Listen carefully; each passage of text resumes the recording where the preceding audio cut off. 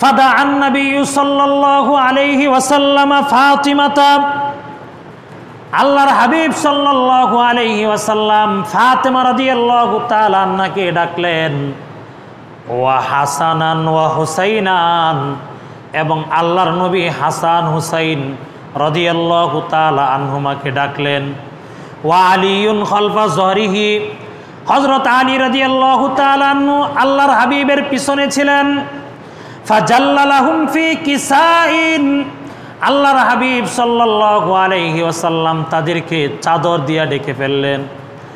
হযরত আলীকে ডেকে ফেললেন, ফাতেমাকে ডেকে ফেললেন, হাসানকে ডেকে ফেললেন, হুসাইন রাদিয়াল্লাহু তাআলা আনহুমদেরকে আল্লাহর হাবিব চাদর দিয়ে ডেকে ফেললেন, চাদর দিয়া ডেকে ফেললেন।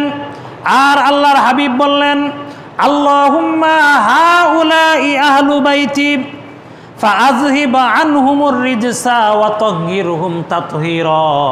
হে আল্লাহ, এরা আমার পরিবারের অংশীদার, এরা আমার আহলে বাইতের অন্তর্ভুক্ত, আপনি তাদেরকে পবিত্র করেন এবং তাদের থেকে আপনি অপবিত্রতাকে দূর করে ফেলেন। জোরে কোন সুবহানাল্লাহ।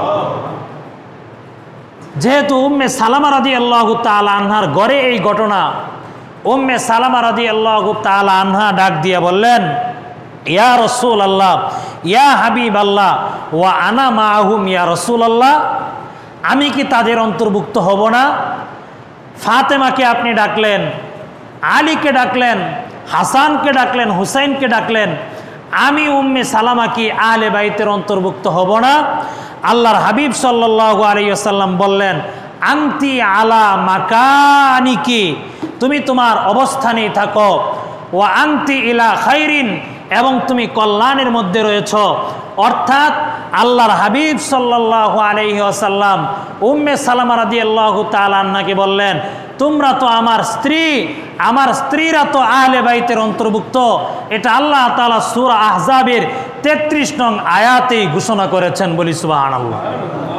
তাহলে আহলে বাইতের শান, মান এবং মর্যাদার ঘোষণা যিনি দিয়েছেন তিনি কে? আল্লাহ। সম্মানিত হাজিরিন, শুধু তাই না, আহলে বাইতের শান, মান এবং মর্যাদা কেমন? হাদিসের মধ্যে রাসূলুল্লাহ সাল্লাল্লাহু আলাইহি ওয়াসাল্লাম বলেন, ক্বালা রাসূলুল্লাহ সাল্লাল্লাহু আলাইহি ওয়াসাল্লাম, ক্বালা রাসূলুল্লাহ সাল্লাল্লাহু আলাইহি ওয়াসাল্লাম, আল হাসানু ওয়াল হুসাইনু সাইয়্যিদা শাবাবি আহলিল জান্নাহ। আল্লাহর হাবিব বলেন, হাসান এবং হুসাইন তারা দুইজনেই জান্নাতের যুবকদের সর্দার হবে। এই হলো আহলে বাইতের শান, মান এবং মর্যাদা। শুধু এক দুইটা নয়, হাদিসের কিতাবের মধ্যে এসেছে সহিহ মুসলিমের 6119 নম্বর হাদিস, লম্বা হাদিস। এই হাদিসের অংশ বিশেষে আল্লাহর নবী মুহাম্মদ আরবি সাল্লাল্লাহু আলাইহি ওয়াসাল্লাম বলেন, উযাক্কিরুকুমুল্লাহ ফি আহলি বাইতি।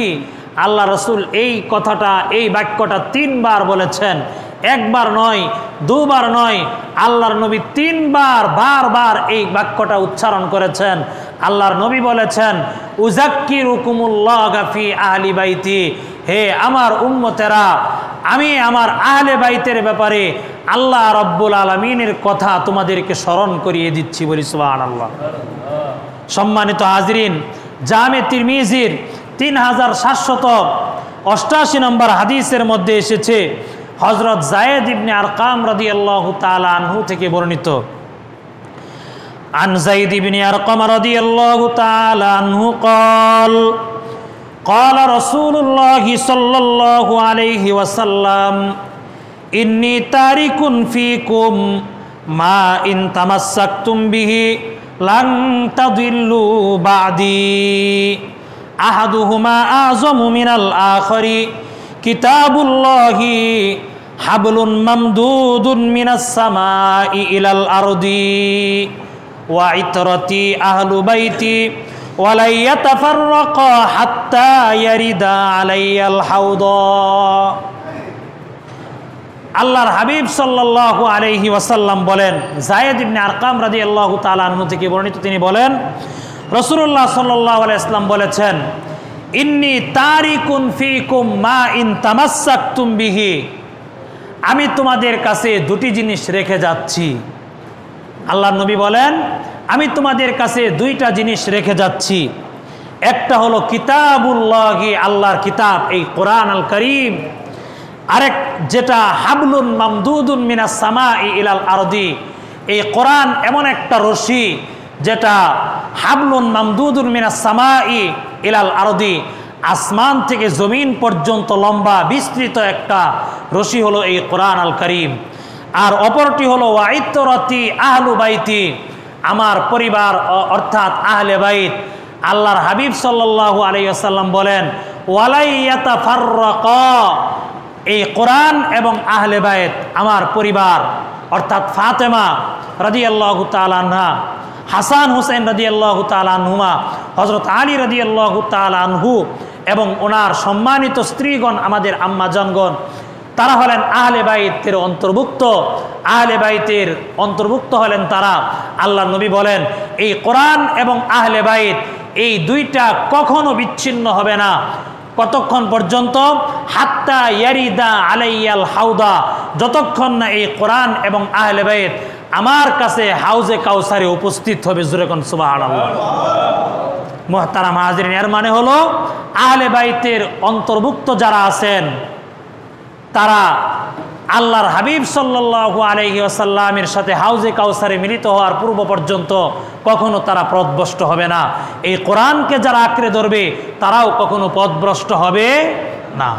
সম্মানিত হাজিরিন, শুধু তাই নয়, এরপর আল্লাহর হাবিব বলেছেন, ফানজুরু, তোমরা লক্ষ্য করো, কাইফা তাখলুফুনি বিহিমা, আমার পরবর্তীতে আমার ইন্তেকালের পরে এই কোরআন এবং আহলে বাইতের সাথে তোমরা কিরূপ আচরণ করেছ, এই ব্যাপারে তোমরা লক্ষ্য করো। কিয়ামতের ময়দানে এই কোরআন এবং আহলে বাইতের ব্যাপারে তোমরা যে আচরণ করেছ আমি রাসূলের কাছে তা কিন্তু স্পষ্ট হয়ে যাবে। সম্মানিত হাজিরিন, শুধু তাই নয়, তিরমিজি শরীফের 3789 নং হাদিসের মধ্যে এসেছে, রাসূলুল্লাহ সাল্লাল্লাহু আলাইহি ওয়াসাল্লাম বলেছেন, ক্বালা রাসূলুল্লাহি সাল্লাল্লাহু আলাইহি ওয়াসাল্লাম, আহিব্বুল্লাহ লিমা ইয়াগযুকুম মিন নিআমিহি, আল্লাহর হাবিব বলেন, তোমরা আল্লাহ তাআলাকে মহব্বত করো। কেন? লিমা ইয়াগযুকুম মিন নিআমিহি, যেহেতু তিনি তোমাদেরকে তার নিয়ামত খাওয়াচ্ছেন।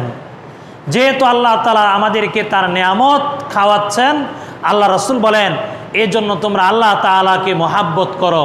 আমাদেরকে যিনি রিজিক দেন, খাওয়ান, তিনি কে? কোনো সন্দেহ আছে? আমার চাকরি, আমার ব্যবসা আমাকে রিজিক দেয় না।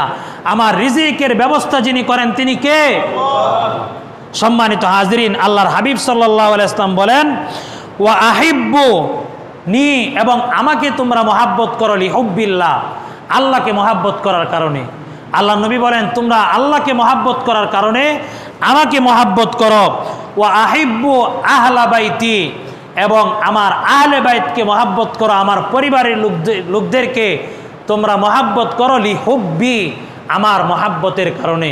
এই হাদিসের মান যদিও দুর্বল, কিন্তু ফজিলতের ক্ষেত্রে দুর্বল হাদিস বর্ণনা করা যায়।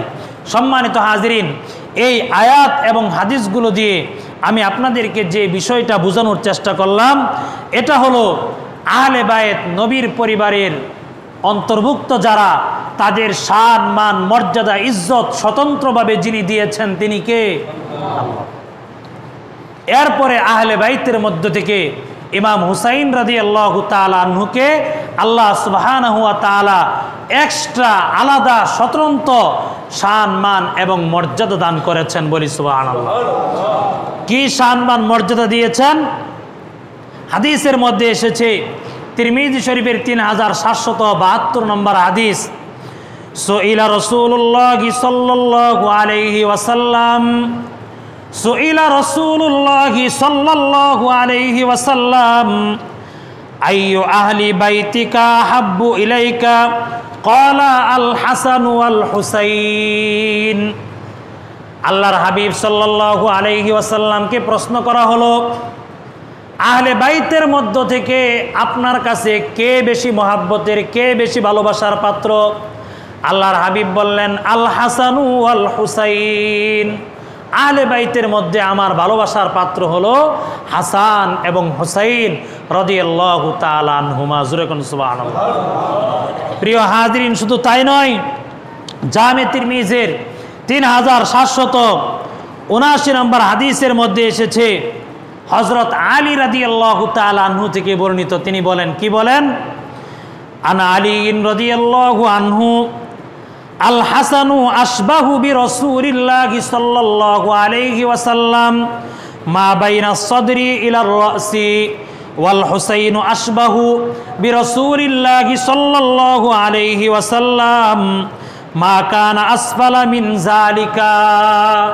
হযরত আলী রাদিয়াল্লাহু তাআলা আনহু বলেন, হুসাইন রাদিয়াল্লাহু তাআলা আনহু বুক থেকে নিয়ে মাথা পর্যন্ত আল্লাহর হাবিব সাল্লাল্লাহু আলাইহি ওয়াসাল্লামের বেশি সাদৃশ্যপূর্ণ ছিলেন। আর এটা হলো হযরত হাসান রাদিয়াল্লাহু তাআলা আনহু। হযরত হাসান রাদিয়াল্লাহু তাআলা আনহু বুক থেকে নিয়ে মাথা পর্যন্ত আল্লাহ রসুলের বেশি সাদৃশ্যপূর্ণ ছিলেন, সামঞ্জস্যপূর্ণ ছিলেন। আর হযরত হুসাইন রাদিয়াল্লাহু তাআলা আনহু এই বুক থেকে নিয়ে নিচের অংশের পায়ের পাতা পর্যন্ত আল্লাহর হাবিব সাল্লাল্লাহু আলাইহি ওয়াসাল্লামের বেশি মিল ছিল, রসুলের সাথে বেশি সাদৃশ্যপূর্ণ ছিল। প্রিয় হাজরিন, একবার ইবনে ওমর রাদিয়াল্লাহু তাআলা আনহু, ইবনে ওমর রাদিয়াল্লাহু তাআলা আনহু হলেন হযরত ওমর রাদিয়াল্লাহু তাআলা আনহুর ছেলে। ইবনে ওমর রাদিয়াল্লাহু তাআলা আনহুর কাছে ইরাকের এক ব্যক্তি এসে প্রশ্ন করলো, ফতোয়া জিজ্ঞাসা করলো। কি ফতোয়া জিজ্ঞাসা করলো? যে কাপড়ের মধ্যে যদি মশার রক্ত লেগে যায়, যদি কারো পোশাকে কাপড়ে মশার রক্ত লাগে, তাহলে এর সমাধান কি? এই ফতোয়াটা কি হবে? সমাধান কি হবে? ইবনে ওমর রাদিয়াল্লাহু তাআলা আনহু ওনার সাথে যারা ছিলেন তাদেরকে বলছেন, এই দেখো তোমরা, এই লোক কি প্রশ্ন করে। এই ব্যক্তির বাড়ি ছিল ইরাকে, আর ইমাম হুসাইন রাদিয়াল্লাহু তাআলা আনহু সেই ইরাকবাসীদের হাতে শাহাদত বরণ করেছিলেন। ইবনে ওমর রাদিয়াল্লাহু তাআলা আনহু বলেন, তোমরা দেখো এই ব্যক্তি কি প্রশ্ন করে, যে কাপড়ে মশার রক্ত লাগলে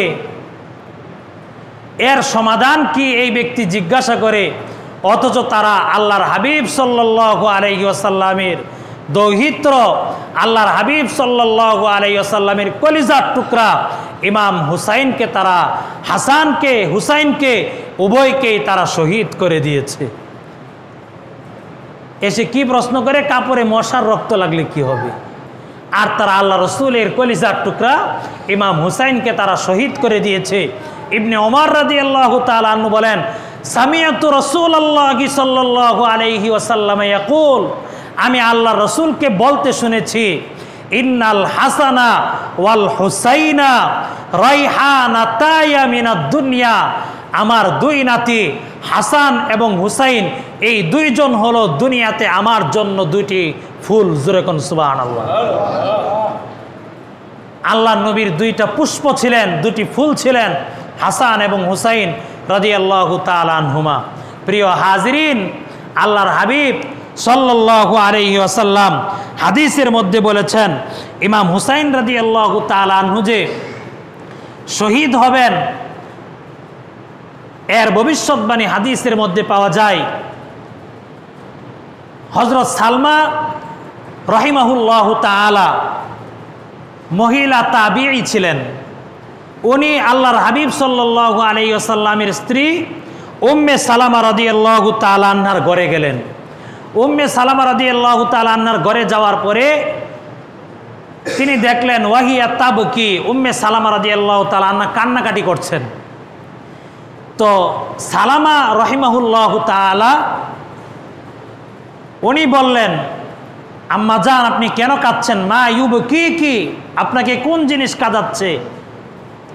তখন উম্মে সালামা রাদিয়াল্লাহু তাআলা আনহা বললেন, রাআইতু রাসূলুল্লাহি সাল্লাল্লাহু আলাইহি ওয়াসাল্লাম তা'নি ফিল মানাম, আমি আল্লাহর হাবিবকে স্বপ্নে দেখেছি।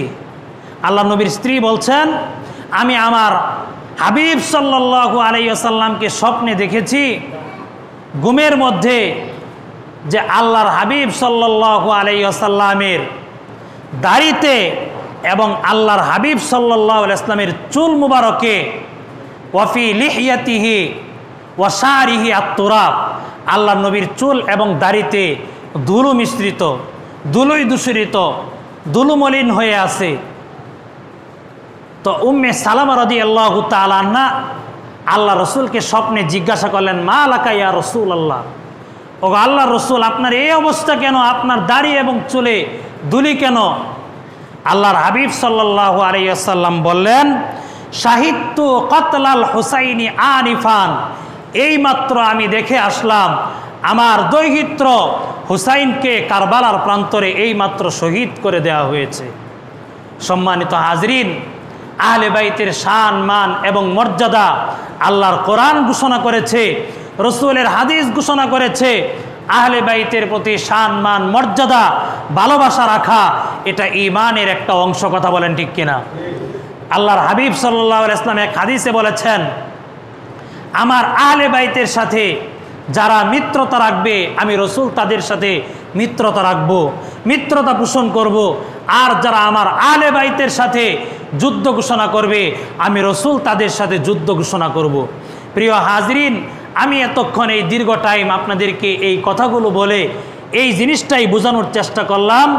হযরত ফাতেমা রাদিয়াল্লাহু তাআলা আনহা, হাসান হুসাইন রাদিয়াল্লাহু তাআলা আনহুমা এবং হযরত আলী রাদিয়াল্লাহু তাআলা আনহু এবং আমাদের আম্মাজান উম্মাহাতুল মুমিনিন রাদিয়াল্লাহু তাআলা আনহুন্না যারা রয়েছেন তারা হলেন আহলে বাইতের অন্তর্ভুক্ত।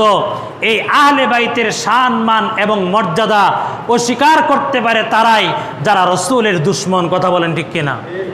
প্রিয় হাজরিন, আমি গত জুমায় আপনাদেরকে বলেছিলাম যে কারবালার ট্র্যাজেডি সম্পর্কে আপনাদেরকে সংক্ষেপে একটা ধারণা দিব। কারবালার ট্র্যাজেডি এই ঘটনা এটা লম্বা বিস্তারিত একটি ঘটনা।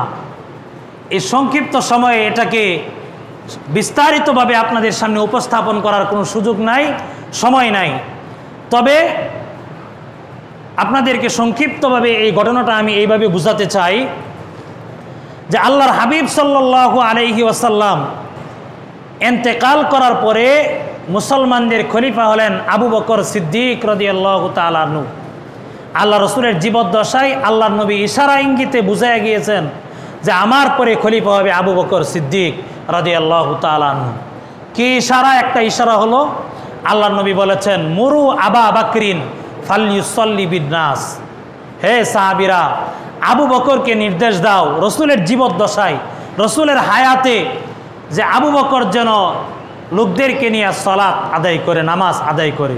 তাহলে যেই ব্যক্তি আল্লাহ রসুলের জীবদ্দশায় রসুলের জায়নামাজে দাঁড়াবে, আল্লাহর হাবিবের হায়াতে যেই ব্যক্তি সাহাবীদের ইমাম হবে, এটা ইঙ্গিত ইশারা বোঝা যায় আল্লাহর নবীর অবর্তমানে ওই ব্যক্তি মুসলমানদের ইমাম হবে, কথা বলেন ঠিক কিনা? আবু বকর সিদ্দিক রাদিয়াল্লাহু তাআলা আনহুর ইন্তেকালের সময় উনি খলিফাতুল মুসলিমিন উমর রাদিয়াল্লাহু তাআলা আনহুর নাম ঘোষণা করে গেলেন। কারণ উমরের চাইতে তখন যোগ্য কোনো ব্যক্তি আর ছিল না। এরপর হযরত উমর রাদিয়াল্লাহু তাআলা আনহুর শাসনামলে ইসলাম সারা পৃথিবীময় যখন ছড়িয়ে পড়তে লাগলো, তখন থেকেই মূলত ইহুদিরা, ভালো করে এই নামটা মনে রাখবেন, ইহুদি খ্রিস্টান এরা মুসলমানদের চূড়ান্ত দুশমন। আগেও ছিল, এখনও আছে, কিয়ামত পর্যন্ত কোনো ইহুদি খ্রিস্টান মুসলমানের বন্ধু হতে পারে না, কথা বলেন ঠিক কিনা?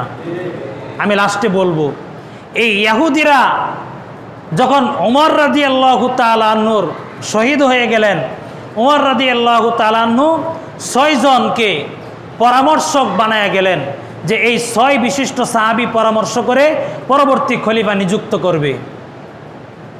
সম্মানিত হাজরিন, তো এই 6 সাহাবী পরামর্শ করে হযরত উসমান রাদিয়াল্লাহু তাআলা আনহুকে তৃতীয় খলিফা হিসেবে নির্বাচিত করলেন।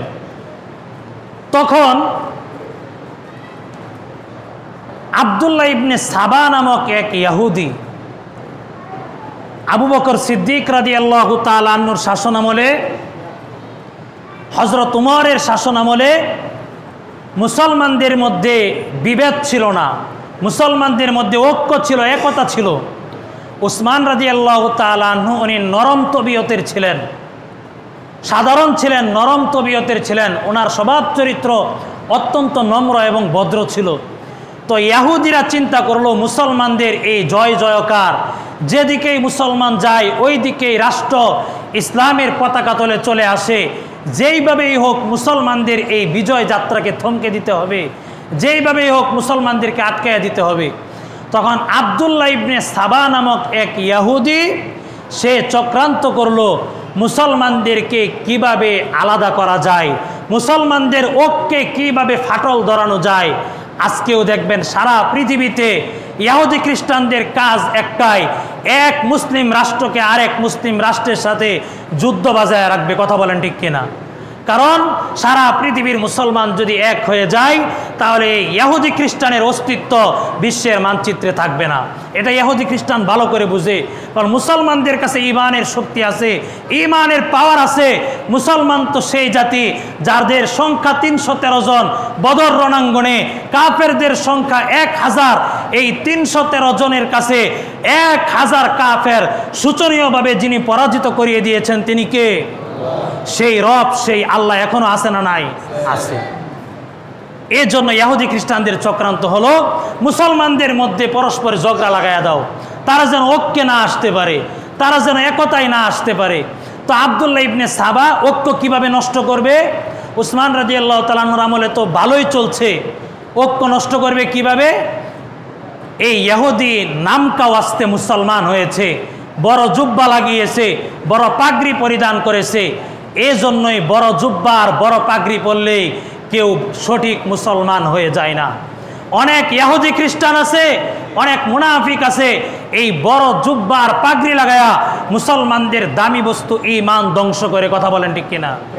প্রিয় ভাইয়েরা আমার, তারা এই আব্দুল্লাহ ইবনে সাবা মদিনায় আসছে। মদিনায় আইসা হযরত আলী রাদিয়াল্লাহু তাআলা আনহুকে গিয়া বলে, আপনি হলেন রসুলের চাচাতো ভাই, রসুলের কন্যার স্বামী হলেন আপনি, আপনি হলেন আহলে বাইতের অন্তর্ভুক্ত, আপনি থাকতে উসমান কেমনে খলিফা হয়? দেখেন কিভাবে বলছে, আপনি রসুলের চাচাতো ভাই,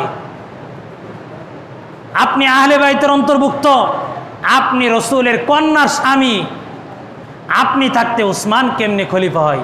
হযরত আলী রাদিয়াল্লাহু তাআলা আনহু বিচক্ষণ ছিলেন, উনি বুঝলেন এই লোকের কাজ হলো মুসলমানদের মধ্যে বিভেদ ঘটানো।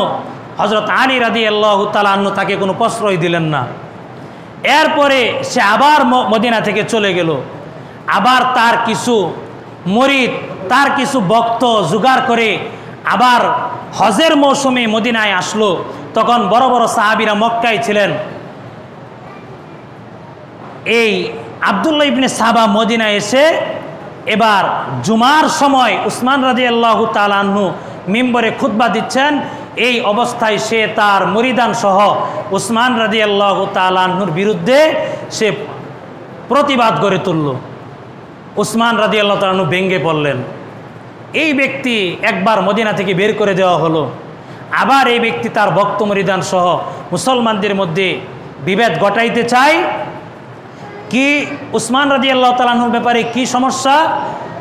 সমস্যাগুলোর মধ্যে একটা হলো উসমান রাদিয়াল্লাহু তাআলা আনহু স্বজন প্রীতি করে, রাষ্ট্রীয় কোষাগার থেকে ওনার আত্মীয়দেরকে দেয়। উসমান রাদিয়াল্লাহু তাআলা আনহু বললেন, আমি খলিফা হওয়ার পর থেকে এই পর্যন্ত আমার পরিবার পরিজন এবং আমার আত্মীয়দেরকে একটা পয়সাও আমি রাষ্ট্রীয় কোষাগার থেকে দেই নাই। বলি সুবহানাল্লাহ। নিজের বেতনটাও নেই না। এরপর বললেন আরেক অভিযোগ, আপনি বড় বড় সাহাবীদেরকে বাদ দিয়া আপনি ছোট ছোট সাহাবীদেরকে রাষ্ট্রের গভর্নর বানায়া দেন। ওসমান রাদিয়াল্লাহু তাআলা আনহু বললেন, এটা আল্লাহ রসুল সাল্লাল্লাহু আলাইহি ওয়াসাল্লামের জীবদ্দশায় রসুল করেছেন। বড় বড় সাহাবী ছিলেন, আবু বকর, উমর রাদিয়াল্লাহু তাআলা আনহুর মতো সাহাবায়ে কেরাম থাকা অবস্থায় আল্লাহর হাবিব সাল্লাল্লাহু আলাইহি ওয়াসাল্লাম যুবক সাহাবীদেরকে সৈন্যবাহিনীর সেনাপতি বানায় আল্লাহ রসুল পাঠিয়েছেন। এটা রসুল করেছেন, এটা সমস্যার কিছু না। এরপরে তারা যখন এই জায়গায় পারল না, উসমান রাদিয়াল্লাহু তাআলা আনহু তাদের সব প্রশ্নের অভিযোগের জবাব যখন দিয়ে দিলেন, তখন তারা উসমান রাদিয়াল্লাহু তাআলা আনহুর ঘর ঘেরাও করলো। ঘর ঘেরাও করার পরে উসমান রাদিয়াল্লাহু তাআলা আনহু ওই গৃহে আবদ্ধ ছিলেন, যেই কূপ থেকে মদিনার মুসলমানরা পানি পান করেছে, যেই কূপ হযরত উসমান রাদিয়াল্লাহু তাআলা আনহু ওনার অর্থায়নে কূপ খনন করেছিলেন, এই বিদ্রোহী আব্দুল্লাহ ইবনে সাবার লোকেরা উসমান রাদিয়াল্লাহু তাআলা আনহুর জন্য পানি সরবরাহ বন্ধ করে দিয়েছে। সর্বশেষ পিছনের দেওয়াল টপকে এই বিদ্রোহীরা হযরত উসমান রাদিয়াল্লাহু তাআলা আনহু আসরের নামাজের সময় কোরআন আল কারীম তেলাওয়াত করতেছিলেন। সূরা বাকারার 137 নং আয়াত তেলাওয়াত করতেছিলেন। ওই অবস্থায় এই আব্দুল্লাহ ইবনে সাবার, এই সাবাই গ্রুপ, বিদ্রোহী গ্রুপ, এরা উসমান রাদিয়াল্লাহু তাআলা আনহুকে কোরআন তেলাওয়াতরত অবস্থায় ওনার মাথাকে আলাদা করে ফেলেছে। হযরত উসমান রাদিয়াল্লাহু তাআলা আনহুর রক্ত কোরআন আল কারীমের সূরা বাকারার 137 নং আয়াতে লেগে আছে। সেই আয়াতটা হলো, দেখেন কেমনে মিলে গেছে, ফাসায়াকফিকাহুমুল্লাহ। এই আয়াতের অর্থ হলো কিয়ামতের ময়দানে তোমাদের ব্যাপারে আল্লাহই যথেষ্ট। উসমানের পক্ষে এই আয়াত কিয়ামতের ময়দানে সাক্ষ্য দিবে। তো যাই হোক, উসমান রাদিয়াল্লাহু তাআলা আনহু শহীদ হয়ে যাওয়ার পরে এবার এই সাবাই গ্রুপ হযরত আলীর কাছে গেলেন, আপনি খলিফা হন। আমি একেবারে সংক্ষেপে বলছি। হযরত আলী রাদিয়াল্লাহু তাআলা আনহু বললেন, না, আমি খলিফা হব না। তখনকার সময়ে সিরিয়ার গভর্নর ছিলেন হযরত মুআবিয়া রাদিয়াল্লাহু তাআলা আনহু, যিনি ইয়াজিদের পিতা ছিলেন। ইয়াজিদের ব্যাপারে আমাদের সমালোচনা থাকতেই পারে, কিন্তু ওনার পিতা হযরত মুআবিয়া রাদিয়াল্লাহু তাআলা আনহু উনি কাতেবে ওহী ছিলেন, কোরআন আল কারীম লিখতেন। ওনার ব্যাপারে কোনো অভিযোগ নাই। ওনার ব্যাপারে কেউ কোনো অভিযোগ তুললে তার ইমানের মধ্যে ত্রুটি আসবে। আল্লাহর হাবিব মুআবিয়া রাদিয়াল্লাহু তাআলা আনহুর ব্যাপারে বলেছেন, আল্লাহুম্মা জাআলহু হাদিয়াম মাহদিয়া। আল্লাহ, তুমি মুআবিয়াকে হেদায়াত দিয়া দাও, তাকে হেদায়াত দাও, এবং তাকে অন্যের জন্য হেদায়াত তুমি বানায়া দাও। জোরে কোন সুবহানাল্লাহ। তখন হযরত আলী রাদিয়াল্লাহু তাআলা আনহুকে গিয়া বলে, আপনি খলিফা হন। আলী রাদিয়াল্লাহু তাআলা আনহু বলে, না, আমি হব না। ওই দিক দিয়া সিরিয়ার গভর্নর হযরত মুআবিয়া রাদিয়াল্লাহু তাআলা আনহু উনি বললেন যে আগে উসমান হত্যার বিচার হবে, এরপর খেলাফত কায়েম হবে। আগে যারা উসমানকে হত্যা করেছে, হযরত উসমানের হত্যার বিচার হবে, এরপর খলিফা নিযুক্ত হবে। আম্মা জান আয়েশা রাদিয়াল্লাহু তাআলা আনহা উনি মক্কায় ছিলেন। ওনার কাছে যখন এই সংবাদ গিয়েছে, উনিও বললেন আগে উসমান হত্যার বিচার হবে, এরপর খেলাফত হবে। তো হযরত আলী রাদিয়াল্লাহু তাআলা আনহু যেহেতু মদিনায় ছিলেন, উনি দেখলেন উনি যদি এখন খলিফা না হন, তাহলে এই বিদ্রোহী গ্রুপের মধ্য থেকে একজন খলিফা হয়ে যাবে। বাধ্য হয়ে হযরত আলী রাদিয়াল্লাহু তাআলা আনহু খেলাফতের দায়িত্ব নিলেন। আর ওইদিকে আম্মা জান আয়েশা রাদিয়াল্লাহু তাআলা আনহা, যিনি মক্কায় ছিলেন, উনি জানতে পারলেন উসমান হত্যার এই ষড়যন্ত্র হয়েছে। সেই বসরা থেকে আম্মা জান আয়েশা বললেন, আমি বসরায় যেতে চাই। উনি আর মদিনায় না আসে উনি মক্কা থেকে বসরার দিকে রওনা হয়ে গেলেন। আর সিরিয়ার গভর্নর হযরত মুআবিয়া রাদিয়াল্লাহু তাআলা আনহু উনি সিরিয়া থেকে বসরায় চলে আসলেন আম্মা জান আয়েশা রাদিয়াল্লাহু তাআলা আনহার সাথে সাক্ষাৎ করার জন্য। এই দুইজনের দাবি এক। আম্মা জান আয়েশার দাবিও হলো আগে উসমান হত্যার বিচার হবে, এরপর খলিফা হবে। আবার মুআবিয়া রাদিয়াল্লাহু তাআলা আনহুর কথাও হলো আগে উসমান হত্যার বিচার হবে, এরপর খলিফা হবে। এই পর্যন্ত কি বুঝছেন আপনারা? মুহতারাম হাজরিন, হযরত আলী রাদিয়াল্লাহু তাআলা আনহু তো খেলাফতে বসছেন। উনি যখন জানতে পারছেন আমার শাশুড়ি আয়েশা রাদিয়াল্লাহু তাআলা আনহা হযরত আলীর শাশুড়ি, উনি যখন জানলেন যে আমার শাশুড়ি বসরায় গিয়েছে উসমান হত্যার বিচারের দাবিতে, আবার মুআবিয়া রাদিয়াল্লাহু তাআলা আনহু বসরায় এসেছেন, তখন উনি এই বিষয়টা মীমাংসার জন্য হযরত আলী মদিনা থেকে বসরায় গেলেন।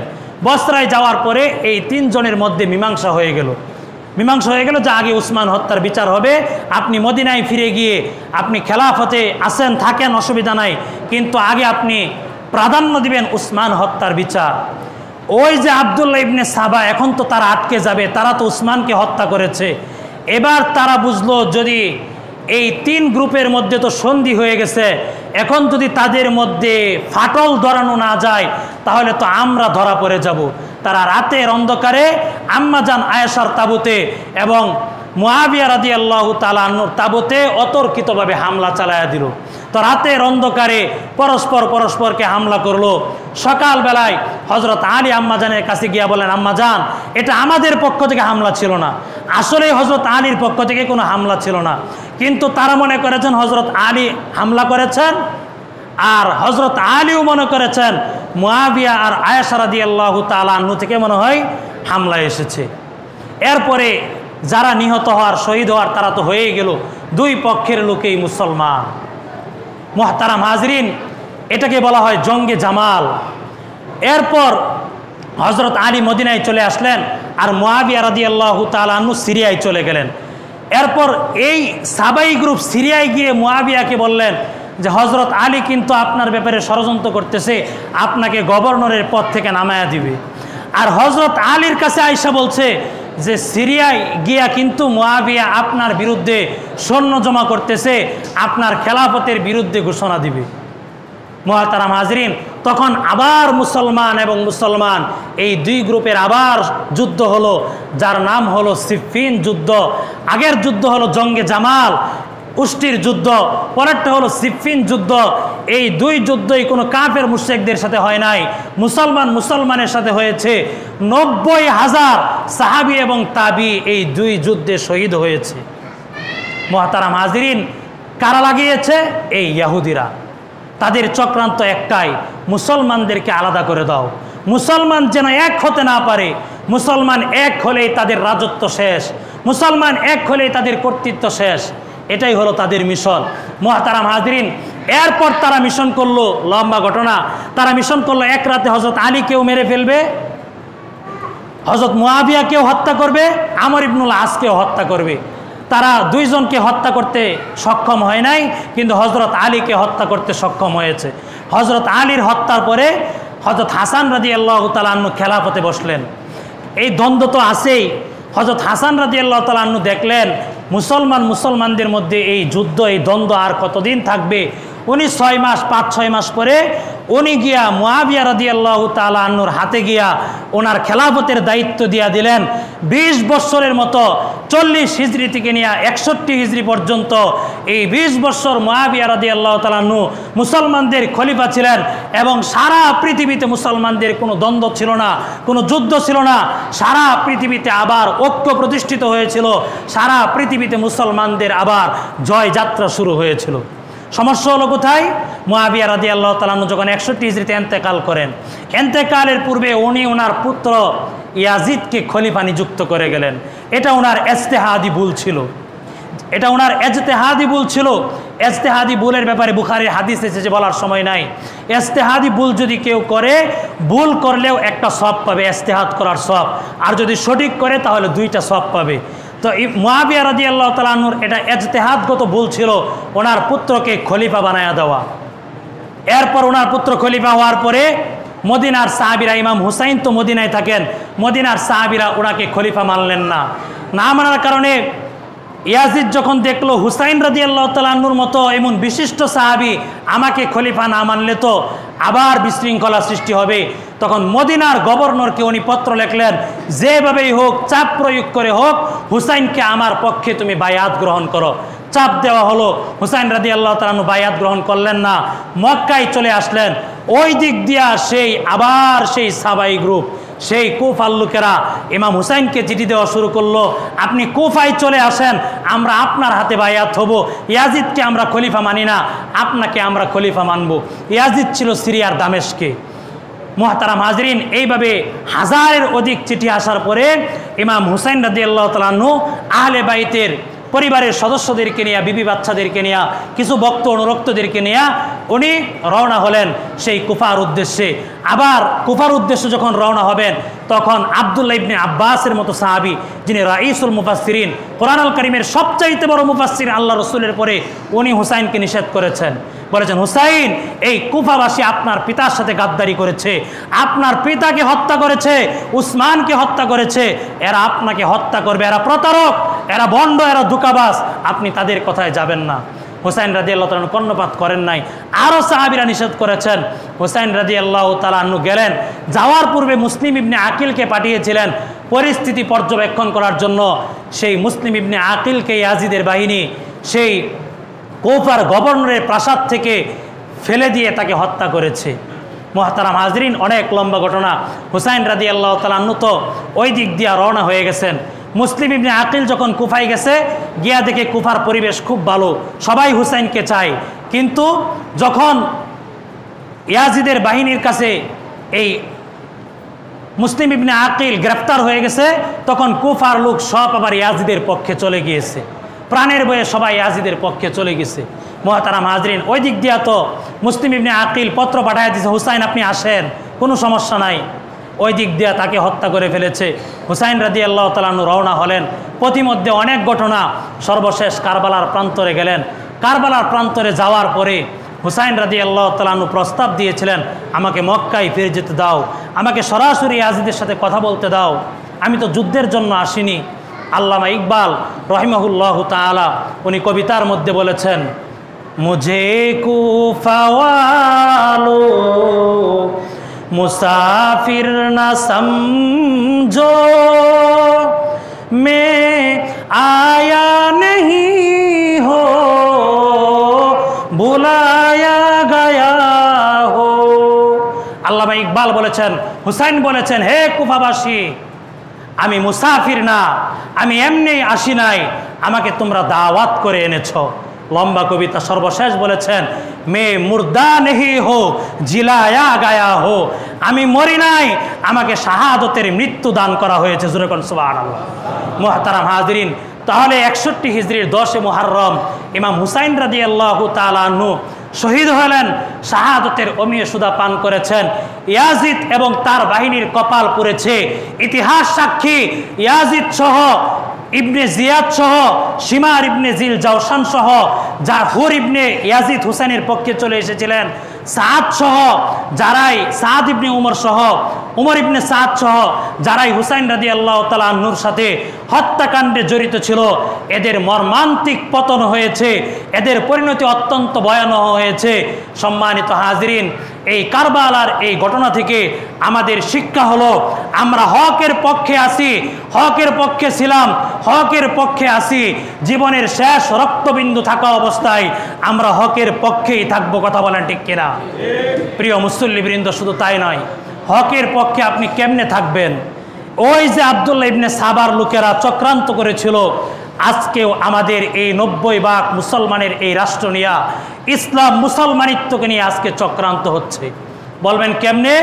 সুদূর প্রসারী প্ল্যান, পরিকল্পনা। এই অন্তর্বর্তীকালীন সরকার, এরা ইসলাম এবং মুসলমানদের চূড়ান্ত দুশ্মনে পরিণত হচ্ছে। এরা গতকাল তাদের উপদেষ্টা পরিষদে তারা অনুমোদন দিয়েছে জাতিসংঘের মানবাধিকার কমিশনের একটা অফিস যেন ঢাকায় হয়। জোরে কোন নাউজুবিল্লাহ।